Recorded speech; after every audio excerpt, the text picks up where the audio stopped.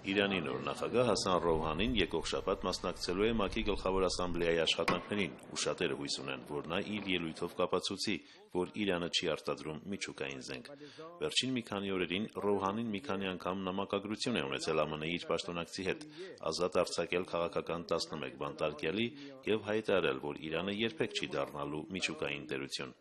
Բայց չնայած նրա այս հայտարարությանը, միջազգային համայնքում մեծաթիվ պետություններ են մտահոգված, որ Սիրիայի դեմ ուժ չկիրառելու հանգամանքը կարող է խրախուսել Իրանին շարունակել միջուկային իր ծրագրերը։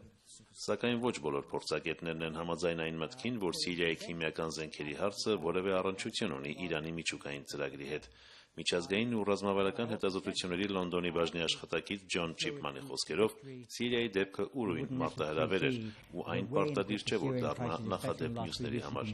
Փորձագետներից շատերն են ասում, թե Իրանում միջուկային զենք արտադրելու հնարավորությունը շատ ավելի վտանգավոր է, քան Սիրիայում քիմիական զենքերի առկայության փաստը։ Այդ պատճառով խելամիտ կլիներ, որ Իրանը երբեք այս հարցում չփորձեր նախագահ Օբամայի համբերությունը, ասում են նրանք։ Նաև այն փաստը, որ Սիրիան համաձայնեց քիմիական իր զենքերից հրաժարվել դիվանագիտական եղանակներով, ցույց պիտի տա Իրանին, ասում են վերլուծաբանները, թե որքան կարևոր է կարմիր գիծը չհատելու հանգամանքը։